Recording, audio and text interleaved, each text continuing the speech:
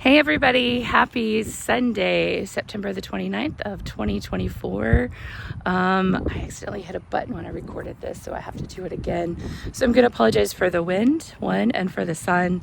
It's terrible timing, but I'm trying to do this before a break, and you'll see why in a second.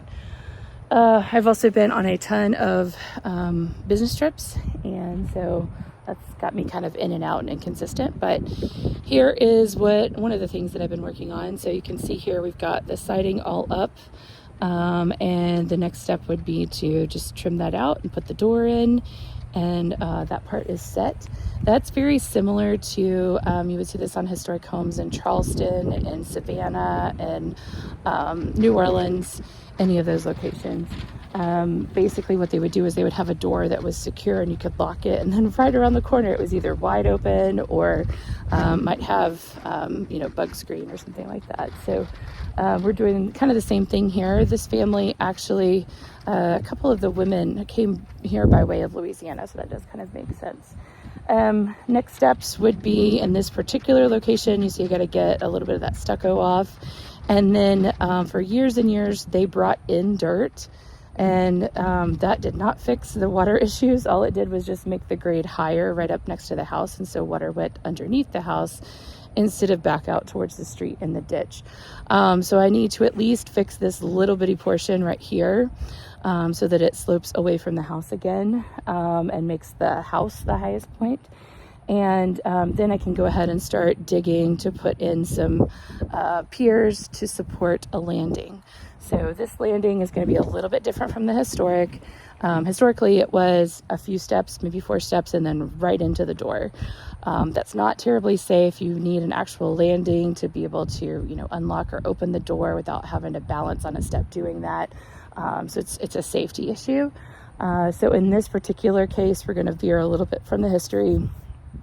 We don't want that to encroach. I think it was 7 inches into the swing of the door and all that business. So we're going to come out a number of inches with a landing, and then we're actually going to have steps that are less steep, so you don't feel like you're climbing Mount Everest to get into the house. So to do that, it really just encroaches into the property line. This one has a massive easement on this property, and it's like right up in your business. So unfortunately, I don't want to mess with any of that. So we're going to turn the steps, and they're actually going to go down back that direction towards the driveway, which is not that big a deal. If you wanted to get in the house from this side, you just go right there. So we're not talking about like a far trip. So that is kind of the next step there.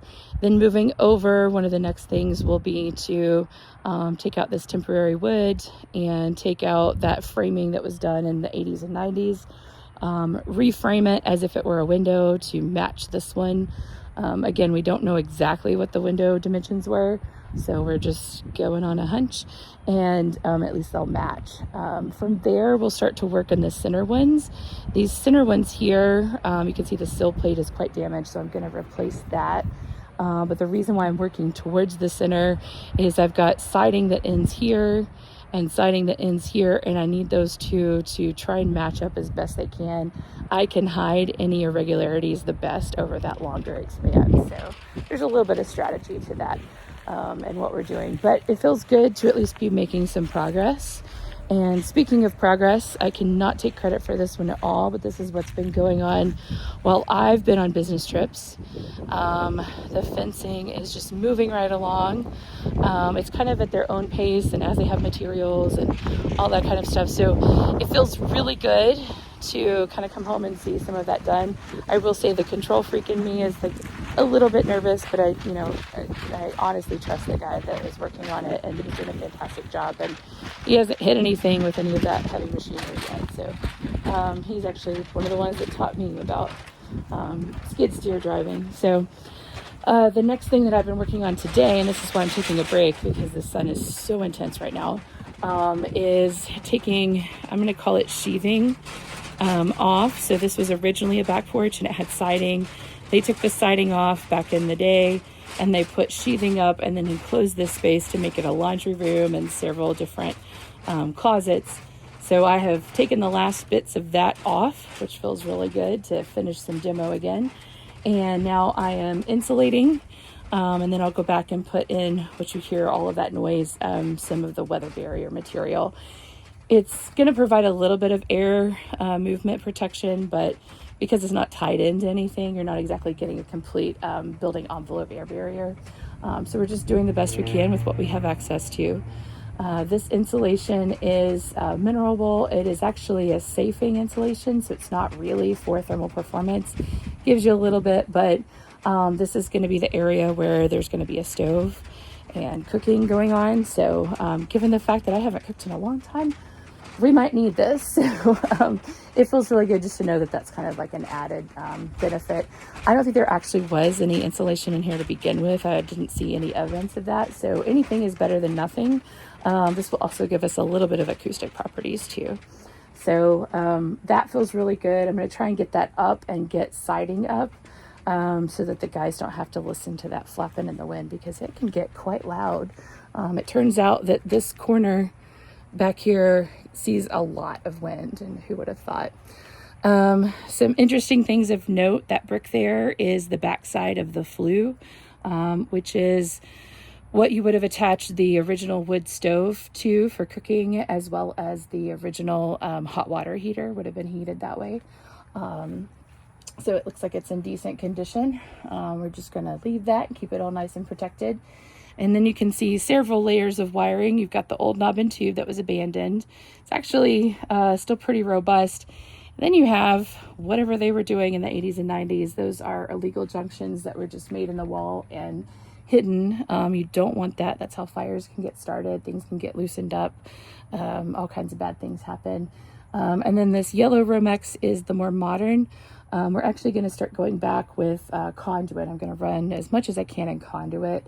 It will just make life easier in the future for access and maintenance and, you know, anything that we need to do. So that is the plan. But for now, I'm super happy with that. The next thing to look at, I'm going to see if I can show you as I climb around everything. So if you can see the green on the ceiling there, that is the ghost of where the transom trim was.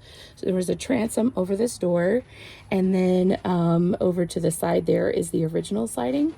One of the reasons why I needed to do the demolition and get that last little bit of sheathing that was up here off was because I need to line up my new siding with my old siding. At least get close, because frankly that would drive you insane if they didn't quite match. So that's one of the things we'll work towards in the near future, and hopefully get some of that kind of buttoned up. So all in all, that's a positive. That means that we're getting to the point where we can enclose some walls for good, and they're insulated and have a little bit of water protection. And then I'll be able to move on to the next thing, which is probably going to be, you know, again, some of these windows. And then I want to work on the little house for some projects. So you guys take care. Have a great rest of your day, and we'll talk soon.